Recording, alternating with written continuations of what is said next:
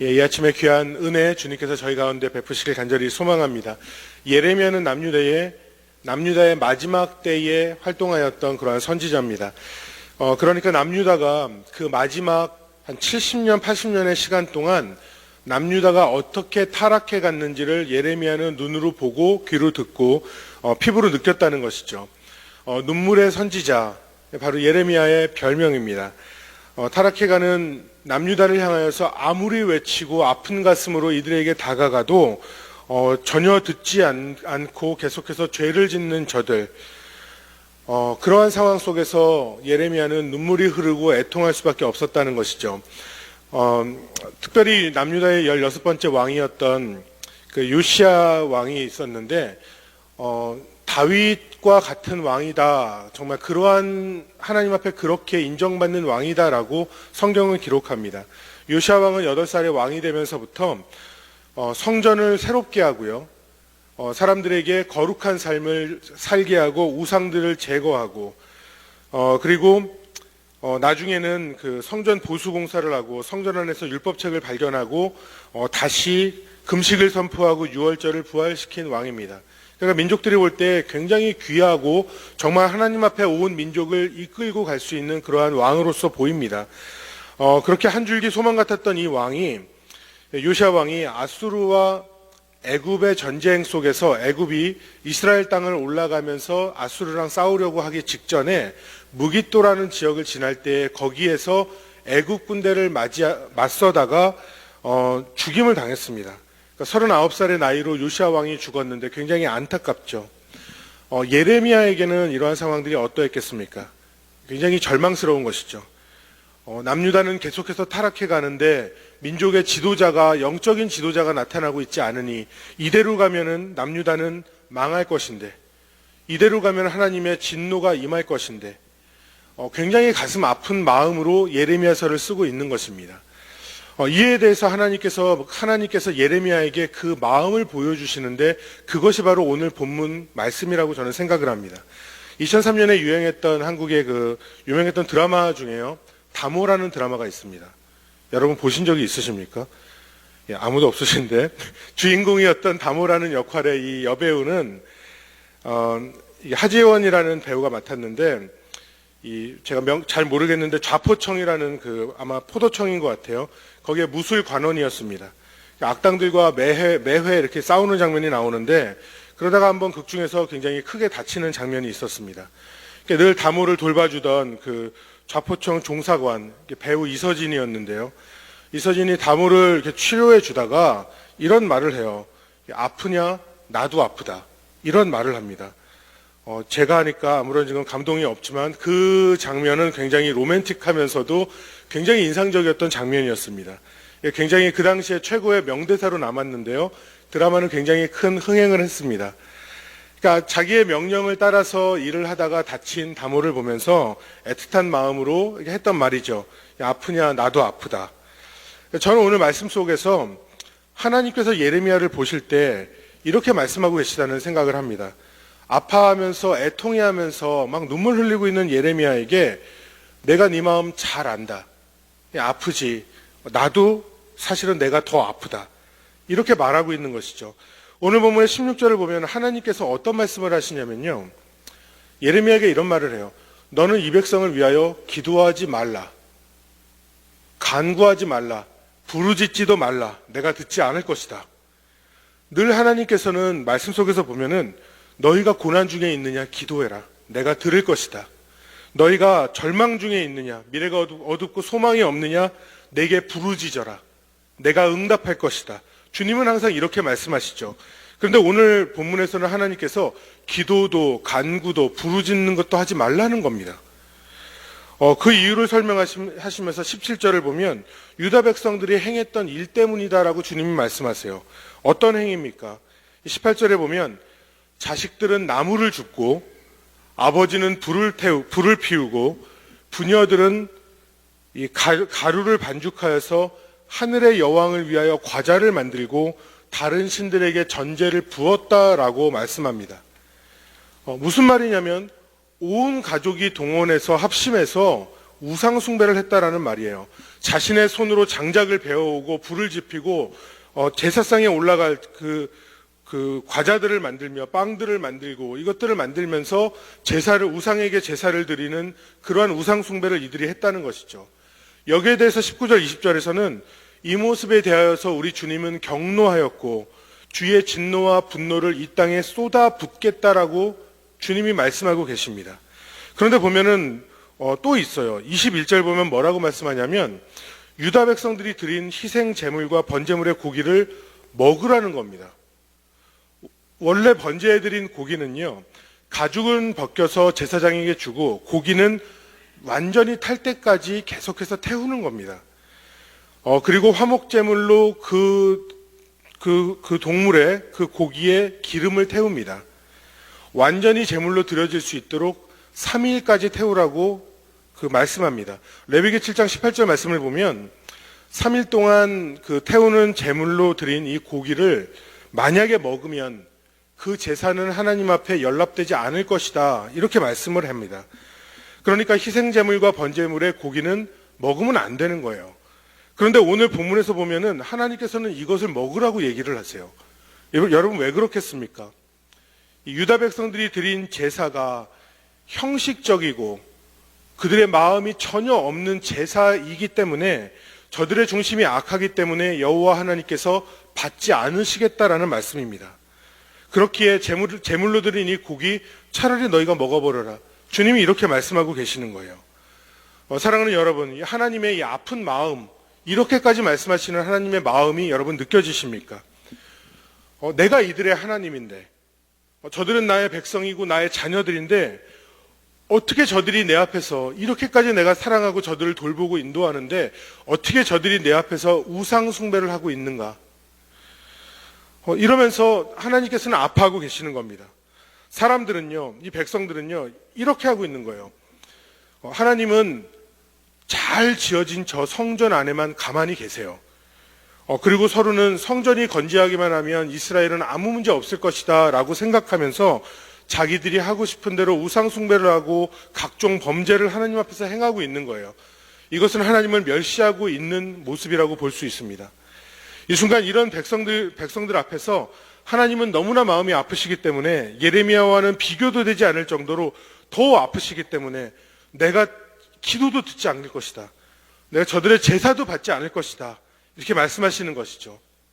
물론 하나님께서는 배신하고 우상 숭배하고 범죄한 이 백성들을 나중에 다시 품어주시고 그 마음으로 품어주시고 다시 회복시키시겠다는 약속을 예레미야에게 주시고 궁극적으로는 독생자 예수 그리스도를 이 땅에 보내주셔서 흑암 속에 있는 백성들을 살리시고 다시 자녀 삼아 주셨습니다.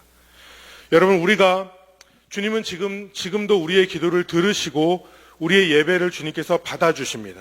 여러분 믿으시죠? 사랑하는 하나님께서는 진노하고 분노하는 마음을 거두시고 저희를 자녀로 다시 품어주신 것입니다. 그렇기 때문에 저희들이 하나님의 은혜 가운데 살아간다라고 말을 하는 것이죠. 그런데 이 모든 은혜의 때를 살아가는 저희들은 오늘 말씀을 깊이 묵상하면서 영적인 교훈을 삼아야겠습니다. 그 이유는 지금의 이 시대도 눈에 보이는 우상보다 눈에 보이지 않는 우상이 더 많은 시대를 우리들이 살아가고 있기 때문에 그렇습니다. 주님이 아닌 그 외의 많은 것들에 우리의 시선과 관심을 뺏기고 있는 상황입니다. 저희들의 짧은 시간이지만 주님의 마음을 조금만 더 깊이 들여다보기를 원합니다. 주님께서 말씀하시는 첫 번째는 순종을 해야 하는데 그 순종의 내용은 하나님의 말씀이라는 겁니다. 핵심 구절은 23절입니다. 23절에 보면 오직 내가 이것을 그들에게 명령하여 이르기를 너희는 내 목소리를 들으라. 그리하면 나는 너희 하나님이 되겠고 너희는 내 백성이 되리라. 너희는 내가 명령한 모든 길로 걸어가라. 그리하면 복을 받으리라 하였으나 23절에 내 목소리를 들으라 라고 할 때 이 듣다는 샤마라는 히브리어 단어를 사용합니다. 이 23절에서는 듣다라고 번역된 이 단어가 24절, 26절, 28절에서도 동일하게 사용이 되는데요. 거기에서는 순종하다라고 번역이 됩니다. 이 신명기 6장에 이스라엘아 들으라 그럴 때 이게 그 쉐마 이스라엘이라고 이제 말을 하죠. 이 오늘 본문의 샤마는 이 쉐마의 원형 동사입니다. 그러니까 이 단어는 듣는다, 이해한다, 순종하다라는 의미를 다 가지고 있어요. 이게 무슨 말입니까?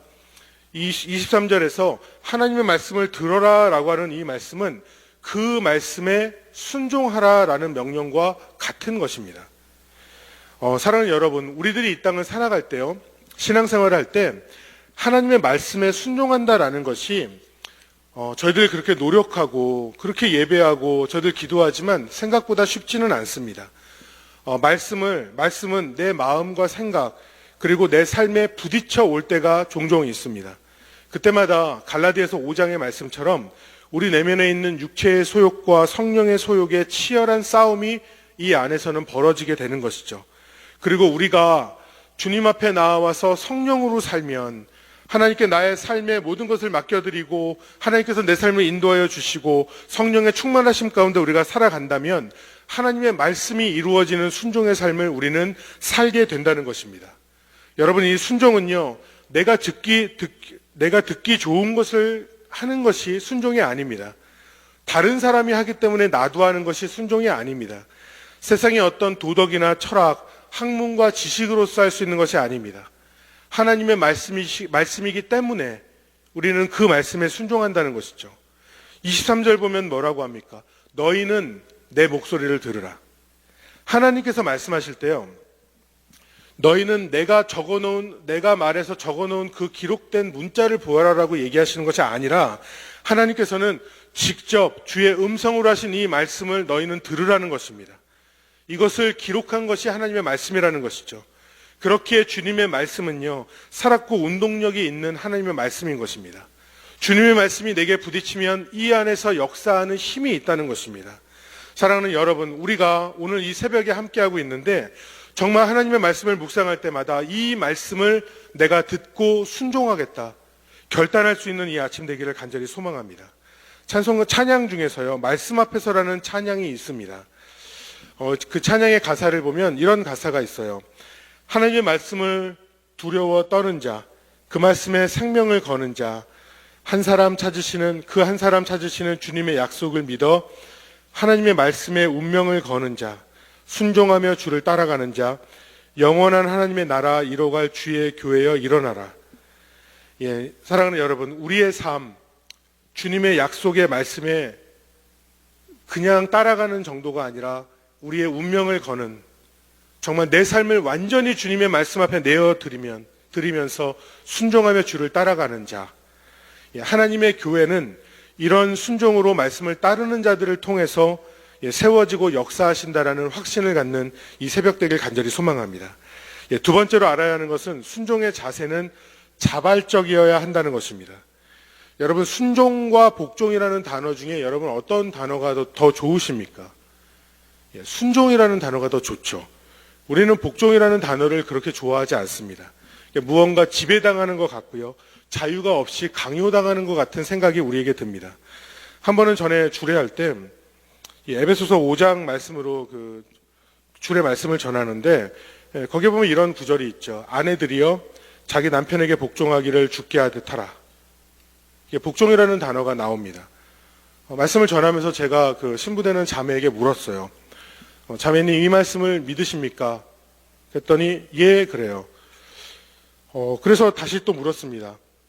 이 말씀대로 앞으로 살아가실 것을 그렇게 약속합니까? 그랬더니 갑자기 대답을 안 하고 한 3초 정도 있다가 작은 소리로 예, 그래요. 근데 제가 분명히 봤습니다. 그 대답할 때 어금니를 꽉 깨무는 것 같이 하면서 대답을 하더라고요. 이게 복종이라는 단어 자체가 주는 그 의미가 싫다는 것이죠. 저도 그렇습니다. 그런데 하나님과 인간, 창조주와 피조물의 관계를 볼 때에 오히려 우리 피조물이 창조주 앞에서는 순종이라는 것보다 복종이라는 단어가 어쩌면 더 어울리지 않는가라는 생각을 해봅니다. 그런데 놀라운 것은 구약에 보면은요, 선지자나 어떤 이스라엘의 영적 지도자가 너희는 하나님께 복종하라 라는 구절은 많이 등장합니다. 그런데 하나님께서 스스로 너는 내게 복종해라 라고 말씀하시지 않는다는 거예요. 저는 이러한 생각을 해봅니다. 하나님의 말씀 안 듣고 범죄하는 유대 민족을 그 모든 과정 속에서 하나님께서 보다 더 강하고 강압적으로 만들었더라면 어떻게 됐을 것인가. 백성들이 완악할 때 주님께서 범죄하려고 그냥 시작하려고 할 때 하나님께서 그 하늘에서 불을 떨어뜨려서 제일 앞에 있는 사람 하나를 그냥 태워버리든지, 아니면 우상 숭배를 하려고 할 때 그냥 앞에 가는 사람들 막 다 넘어지거나 막 지진이 나가지고 그냥 일대가 무너져서 한 몇십 명 정도 그냥 본보기로 그냥 싹 쓸어버리면 사람들이 우상 숭배에 무서워서 안 하고 좀 있지 않았을까? 마키아벨리의 군주론을 보면은 어떤 내용이 하나 나오냐면, 인간은 흔히 경외하는 자보다 공포를 느끼는 자에게 더 복종하는 법이다. 이런 구절이 있습니다. 이런 그 문구가 있습니다. 그러니까 이 의미는 인간은 두려움을 주면 복종하는 연약한 심령이다라는 것을 보여주고 있는 겁니다. 그런데 하나님께서는요, 이러한 방법으로 우리를 다스리지 않으신다는 거예요.